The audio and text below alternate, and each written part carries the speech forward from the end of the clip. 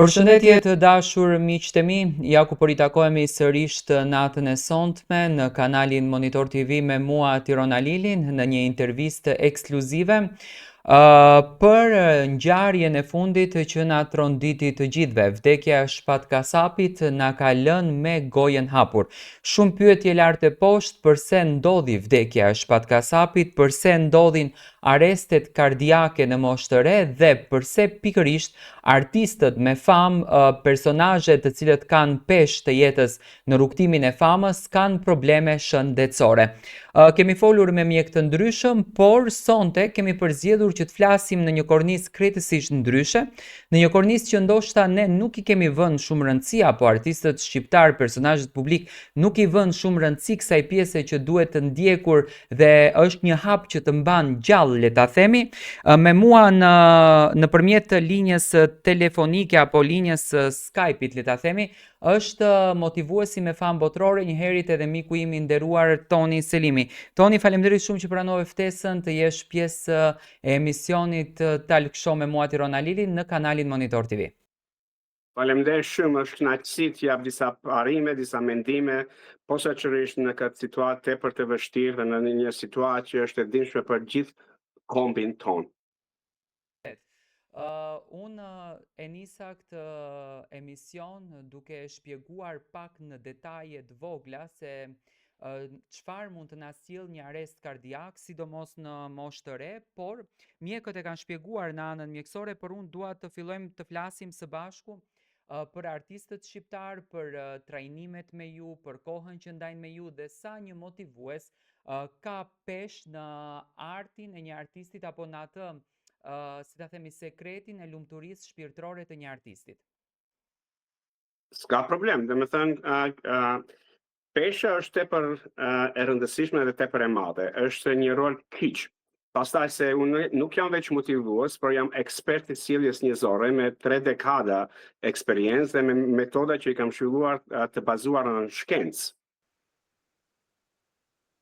Dhe me thënë, nëse e shohim vdekjen momentalisht, kjo është një alarm kolektiv për mua. Pse? Për shkak se tregon se jemi në shoqëri që kalon shumë presione mendore, emocionale, presione të shpirtit, familjare dhe presionet posaçërisht profesionale që ne i mbajmë në heshtje në vete. Ne si zakonisht glorifikojmë imazhin e një artisti apo suksesin e tyre ose paratë e tyre, mendimin e të tjerëve, por nuk shohim çmimin mendor, çmimin emocional dhe fizik që paguhet pas perdes së një artisti. Dhe më thënë, këtë e shoh çdo ditë edhe te familja ime, edhe te shoqëria e shohit, gjithmonë kur bisedojmë për tema, gjithmonë ata tregojnë se të tjerëve vu duhen, por nuk nisin nga vetja gjë që vu duhet më së tepërmi. Dhe përgjithësi në popullin tonë. Dhe siç kam shkruar në gjithë librat e mi, posaçërisht në librin e parë, Path to Wisdom, dhimbja e papranuar kthehet në pandemi emocionale, në probleme shëndetësore dhe në marrëdhënie toksike. Po mirë, tani do me thënë, ne e dim shumë bukur që fama ka kosto dhe për ta menaxhuar famën nuk është e lehtë, edhe pse populli shqiptar nuk është se ka famën siç e kanë artistët botror apo këto hollywoodianët, por nuk është edhe famë e lehtë kjo që për ta menaxhuar se edhe ne nuk jemi popull pak. Për ta kaluar këtë stresin e famës, këtë dhimbjen shpirtërore që kjo fama na e krijon, në fillim na duket shumë e bukur, por pastaj do me thënë bëhet një përditshmëri shumë e lodhshme për ne. Çfarë duhet të bën një artist? Duhet të përdoren barna, në këtë rast për shembull qetësues e tjerë nëse ndjen diçka shpirtërisht, ndonjë lodhje psikologjike apo ndonjë stres, apo duhet të flet me persona si ju? Së pari, një artist duhet të shohë para lajmërimin e një smundje, para lajmërimin e një stresi, para lajmërimin e një signali që vjen deri te humbja e shëndetit fizik, shëndetit mendor dhe shëndetit psikologjik. Domethënë, para se me shku te barnat, ne kena mundësi që domethënë të investojmë që mos vinë deri te ajo. Unë besoj se neve na duhen të dyja. Do me thënë na duhet edhe mendimi mjekësor, por gjëja më e fuqishme është mendja. Ne gjithë jena rritur me një fjalë popullore, kur mendja është e shëndosh, trupi është i shëndosh. Do me thënë, kur vin momenti te barna, po, kje një rrugë të marrësh bana të ndryshme, por pyet një veten, është kjo rruga e vetmja, ose është një rrugë që mund të marrësh me rrugë të tjera dhe të kryesh një 360 shkallë, dhe me thënë veprimi ndaj ndryshimit të shëndetit, ndaj ndryshimit të jetës, ndaj ndryshimit të mënyrës në të cilën ti vepron në karrierën tënde. Toni, besoj që je aktiv me popullatën shqiptare dhe me atë se çfarë ndodhen. Tani unë teksa ti po përgjigjeshe, po më linte një pyetje kështu jashtë skenarit. Tek shqiptarët ti e din shumë bukur që krijohen reality show si Big Brother, që do me thënë fama vjen e menjëhershme. Rasti i shpatit që fama i kishte ardhur që në moshën 14 vjeç, do me thënë një famë e papritur në një moshë kur ti akoma nuk je i ndërtuar mirë mendërisht, dhe më pas presione që fama të bën, por i njëjti rrugtim për shembull kemi patur edhe një rast që Adelaida Xhamani, një banore e Big Brotherit, po ashtu ka ndruar jetë në moshë të re, është thënë edhe atyre që ka qenë nga sulmi i infarktit. A është gati artisti shqiptar në përgjithësi, do me thënë, ta përballoj këtë famën e madhe të miliona klikimeve, të miliona followersve dhe të këtyre lajmeve bombastike që shkruan për të? Besoj se sa më shumë rritet fama, aq më shumë rriten presionet e njeriu që dëshiron famë dhe që hyn në botën e famës. Dhe ne kena biseduar në një emision tjetër me ty, Tiron, se unë e di se shumica e njerëzve në botë, jo vetëm të populli jon, nuk janë përgatitur në mënyrë mendore, në mënyrë emocionale, në mënyrë psikike, në përgjithësisht, për fuqinë që bin fama. Për shkak se si rritet fama, gjithashtu rriten sulmimet emocionale dhe rreziku i shkarjes në zakone vetë shkatruese të një artisti. Me 3 dekada përvoja dhe si autori disa librave bestseller, tash dhe specialisti i sjelljes njerëzore në maksimin e potencialit njerëzor, unë përdori metoda shkencore dhe coaching dhe mentorimin si mjete jo vetëm për çka njerëzit mendojnë se është motivim, por me transformuar strukturën psikologjike, strukturën emocionale, sjelljet e njeriut, qëndrimet e njeriut, shëndetin fizik të njeriut, shëndetin emocional, shëndetin shpirtëror, gjithashtu transformuar strukturën familjare, profesionale, leadershipit dhe biznesit, për gjithçka, gjithë këto do të veprojnë kur ti të rritet fama. Edhe në mënyrë pozitive, por gjithashtu në mënyrë negative. Si zakonisht ne jena mësuar të thojmë fjalë të bukura për gjërat e mira që na ndodhin, por shkojmë në heshtje kur diçka na trondit. E vërtet. Tani do më thua çfarë është gjëja e parë që ju analizoni kur një artist, këngëtar apo influencer pa marrë parasysh vjen tek ju i lodhur, i raskapitur ose në prag të krizave personale? Ka shumë sende që unë analizoj në momentin kur klienti vjen te unë. Së pari shofi identitetin dhe perceptimet e shtrembura në atë moment të jetës së tyre. Analizoj gjendjen emocionale dhe energjinë për ta kuptuar dhe nivelin e krizës që ata të kalojnë. Së dyti vlerësoj ngarkesën mendore dhe zhurmën e mbreshme që po i pushton një klienti. Së treti shikoj gjendjen e sistemit të tyre nervor për të zbuluar të çrregullat e fshehura që vetdia nuk i shep. Së katërti analizoj boshllukun mes identitetit publik dhe vetës së tyre reale. Dhe kjo është një gjë që në gjithë botën e shohit që nuk ka përputhje të identitetit. Do me thonë ai njeri zhvillon shumë identitete që ti të kalon e disa presione. Analizoj dhe vlerësoj shkallën e mos përputhjes mes vlerave autentike që një njeri ka dhe në mënyrën se si ato jetojnë këto vlera dhe a ka përputhje me çdo gjë që ata bëjnë në jetën e tyre. Po ashtu identifikoj bllokimet e ndryshme në vendimarrje dhe në drejtimin e karrierës së tyre. Dhe së pari, shumica e artistëve si Shpat Kasapi divorcohen, kanë më tepër marrëdhënie me njerëz të ndryshme. Do thoj, analizoj marrëdhënie që mund të jenë burimi i krizave të tyre, të stresit të tyre, të smundjeve të ndryshme, të destabilizimit të identitetit të tyre. Shikoj sa thellë po i gëlltisin pritshmëritë e tyre të publikut dhe të mediave. Dhe kjo duhet gjithë të menaxhohet, dhe kjo gjithë ndikon në kokën e njeriut. Pastaj shqyrtoj vetë vlerësimin e këtij njeriut. e shofi trupin se si reagon kur pije shqipyqe të ndryshme, sindromat e ndryshme dhe se si njeriu që është imposter njeri, do me thënë, pa marrë parasysh se çfarë fame kanë ose çfarë suksesi kanë, ata nuk ndjehen mirë me veten. Dhe gjithashtu identifikoj sjelljet alarmante që tregojnë se kriza është tepër e thellë tek njeriu. Po gjatë kësaj pune gjithashtu shohim edhe traumat e ndryshme që kanë ndodhur ndaj fëmijërisë ose gjatë karrierës së zhvilluar dhe që ndikojnë te emocionet dhe psikologjia e njeriu. Dhe gjithashtu fillojmë të qartësojmë dhe identitetin se çka është identiteti i tyre autentik. Toni, do më thuash, a mendon se këshillat motivuese mund ta parandalojnë një tragjedi të parakohshme, si fillim kjo është pyetja e parë, dhe nëse po, a keni patur ndonjë rast shembull që do ma japësh që për shembull ju keni shpëtuar njerëz nga dështimi, depresioni apo vetë shkatrimi, se realisht derisa ta shkojmë deri në infrakt është vetë shkatrim? Do të japi një përgjigje të po edhe jo. Do të thënë, jo, këshillat motivuese vetëm nuk mund ta ndalojnë një tragjedi. Ato mund të japin një shkëndije, por nuk ndryshojnë jetën dhe nuk ndryshojnë psikologjinë e njeriu. Çfarë ndryshon jetën janë metoda shkencore, do të thënë si ekspert, proceset e provuara që i kanë provuar me mia klienta dhe mjetat transformuese që unë kanë zhvilluar me mbi 3 dekada duke punuar me figura publike, artiste në teknologji, në lidera të kompanive të ndryshme dhe njerëz nga gjithë profesionet dhe fushave të kryesore.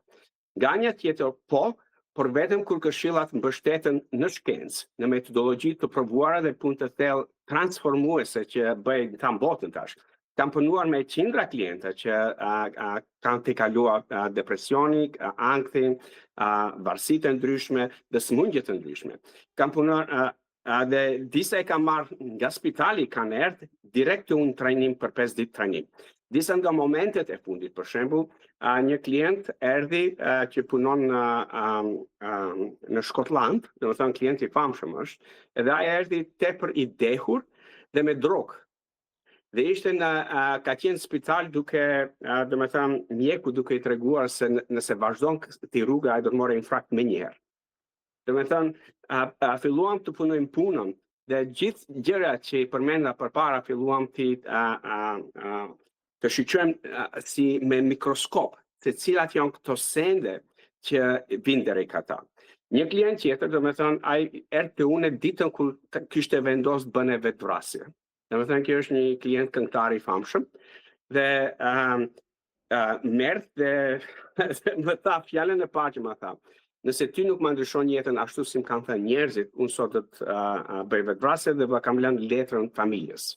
Do me thënë, është një presion edhe profesional, po edhe një gjë që kur kjeti një dituri që mund të ndihmosh njeriu, të jep edhe gjë si bare madhe, si peshë madhe, po gjithashtu si një shpresë që mund të shpëtojë njeriu jetën e njeriu. Tani ti e përmende që parë në fakt më befasove me këtë që më the, sepse i bie që ai artisti i cili ka ardhur pranë teje ka ardhur me besimin që ti je shpresa e fundit e tij, me sa unë arrita ta kuptoj. Korrekt, shpresa e fundit. Për shkak se ai ka marrë tepër barna me vite, ka marrë drogë, ka marrë gjëra tjera, ka qenë për terapistë të ndryshëm, ka qenë në shumë njerëz, dhe unë i kam marrë si një rekomendim për një shoku që gjithashtu kam ndihmuar tan familjes. Do të thënë, puna ime në përballë është përndarë përmes fjalës të njerëzve të famshëm. Po. Tani, që pare përmende fjalën të mos humbim identitetin, nëse nuk jam gabim. Tani, personazhet publik jetojnë në sy të publikut. Si ndihmoni juve ato që ato të mos humbin identitetin e tyre të vërtet? Çfarë bëni ju tek ato? Nisemi nga e vërteta është kjo, se si figurë publike edhe fama të rritë. Dhe me thënë të rritë edhe të mirat edhe të këqijat. Por nëse nuk je i përgatitur për atë famë, para se që biseduam, kjo mund të të ngrinë nga brenda dhe të shkatrone. Shumë artistë dhe figura publike jetojnë mes 2 botave të ndryshme. Asaj që shohin njerëzit dhe asaj që nuk guxojnë t'ua tregojnë askujt. Dhe ky është roli im në shumë njerëz në botë. Përkërisht aty fillon humbja e identitetit. Dhe në librin Unfakeable Code, posaçërisht flasik me metodën 5 hapëshe për një transformim të thellë të personazheve të ndryshme që ne ndërtojmë tani jetës dhe në krijimin e një identiteti autentik. Dhe si të ndryshon e kjo? Tek ajo pjesë e brendshme që nuk ka nevojë të fshihet, si mund ajo të çlirohet nga njeriu, të luajë një rol pozitiv apo të luajë një rol negativ që mund të ata shkatërrojnë shëndetin. Tash kontraktisht bën një identifikim të thellë të klientit kur vin nga ana e personazheve të ndryshme që i ka mësuar. A kanë kufi të shëndetshëm që fama i zhduk në heshtje? A ka jeta e përditshme përputhje me vlerat e tyre autentike dhe besimet që i kam, që i mbajnë me këmbë në tokë dhe kur bota kërkon t'i shohe në qiell. Dhe në çdo seancë apo në trajnimin pesditor, punojmë së bashku të rindërtojmë një qendër të mbrëmshme, të fuqishme dhe të patyrshme, që nuk e përkul as presioni, as kritika, as lavdrimin. Domethënë, ju ndihmoj të çlirohen nga varësia ndaj aprovimit publik, që nga plagat më të heshtura të njerëzve të njohur që u kanë ndihmuar, por gjithashtu njerëzve që kam dëgjuar. Me kohë u ndihmoj të krijoj një identitet që është i qëndrueshëm, jo një imazh që shembet me komentin e parë negativ. Dhe rezultati është një njeri më i qartë, njeri më i autentik dhe njeri më i fuqishëm nga ana e energjisë të atij njeriu. Dhe zakonisht ne identifikojmë këto njerëz që na tërheqin me gjithë zemër. Nëse dikush që po e dëgjon intervistën tonë e ndjen se ka humbur veten në rrugën e tij të suksesit, të famës apo të biznesit, atëherë është momenti, ja ti lexoni një nga librat e mia, është Path to Wisdom, është #loneliness, është Path to Excellence, The Unfakeable Code, ose Climb the Right. Dhe pastaj të rezervoj një sesion privat ose për ato që janë gati të hyjnë dhe të rezervojnë një ditë, një trajnim 3 ditë ose 5 ditor, ku kjo bëhet gjithë dituria ime, gjithë metodat fokusohen te ju, si një klient, dhe për 5 ditë ne krijojmë shumë ndryshime edhe mendore, edhe emocionale dhe të jetës, biznesit dhe karrierës. Toni, do dua të të bëj dhe një pyetje tjetër. Tani, do me thënë, kur ndodhi ngjarje dhe sidomos kur ndodhi ngjarje tek njerëz të cilët ne i kemi njohur, kemi patur fatin të ri me to, kemi njohur karakterin e tyre, dhe sidomos tek këto njerëz që kanë përzgjedhur që te publiku shqiptar të vinë të buzëqeshur, si rasti Shpati. Do me thënë, rasti ishte Shpati, m'falni, ishte personazhi më i buzëqeshur që unë kisha parë ndonjëherë në jetën time. Do me thënë, Zoti e kishte dhënë të tillë, të buzëqeshur. A është buzëqeshja një faktor që ne e fshehim nëpërmjet buzëqeshjes realitetin ton brenda shpirtit që e kemi? Që në fakt tek Shpati del që ka qenë e kundërta, sepse edhe vet familja e tij treguan që Shpati pothuajse vitin e fundit nuk ka qenë rahat shpirtërisht. Do me thënë si çdo gjë në jetë, buzëqeshja e ka dy anë. Nga njëna anë, buzëqeshja që është tepër e sinqertë, ne ndjejmë atë në shpirt të ndjejmë. Por është ajo tjetra buzëqeshja që ne na japim botës. Do me thënë ajo pasqyra e rrejshme, ajo personazhi i rrejshëm i vetes. Do me thënë edhe kur brenda ne jena duke qajtur, e japim një buzëqeshje të rrejshme, për shkak se do me thënë gjithë këta pritshmëri që na vijnë ja si rol si një artist, si rol si një lider i një kompanie, apo si një politikan, apo si rol si baba, ose si shok, ose si partner. Do me thënë, ta pritshmëric na çojnë neve të japin një buzëqeshje të rrejshme. Dhe kjo bëhet një maskë e fuqishme që na ndikon negativisht të shëndeti jonë mendor, emocional dhe shpirtëror. Tani, a ka ndonjë këshill konkrete që do t'ua dedikoni të rinjve të talentuar shqiptar që duan famën, por nuk janë gati që ta përballojnë, sepse unë e shoh që personazhi më adekuat për të ndjekur famën dhe për ta mbajtur famën konstante, jeni siç duket ju motivuesit në këtë rast. Do me thënë, unë do nisin nga vetja, Tiron, kur jam nisa kësaj rrugët, nuk u nisa për famë. Unë nisa për shërbim botës. Do me thënë shërbim njerëzit, liderave, bizneseve, dhe disha se çdo gjë që kam të kaluar, do t'ju ndihmoj ndërkohë. Dhe do me thënë këshilla ime, mos e shihni famën si një shpëtim nga dhimbjet tuaja. Dhe shiheni si një provim që do t'ju kërkojë më shumë se ç'mendoni se keni. Fama është si një reflektor. Ajo ndryshon talentin, por paq fuqishëm ndryshon gjithashtu edhe plagët, edhe pasigurit dhe hijet e brenda një njeriu që ne si zakonisht shehim. Nëse nuk kërkoni ekspertët që bëjnë gati t'i përballoni këto sende, ajo që ju ngrit, po gjithashtu është ajo që do t'ju thyne. Prandaj, para se të kërkoni skenën e famës, investoni në veten, në dituri, investoni në ekspert, në hyni në kontakt që t'u forcojmë mendjen, që t'u ushqej qartësinë këtë që e bëj çdo ditë, që të rritet vletëvlerësimi, që të kultivohet disiplina dhe të krijohet një ekip rreth jush, që pasqyron veten autentike. Për shkak se si zakonisht ne dëshirojmë njerëz që vetëm që na bëjnë qefin rreth nesh. Jo, kjo është gjëja më e rrezikshme në jetë. Domethënë neve na duhet një balancë që e balancën edhe të mirës edhe të keqës.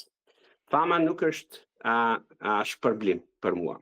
Është një përgjegjësi tepër e madhe dhe një energji që ndërton ose skatron, varësisht kush e mban timonin.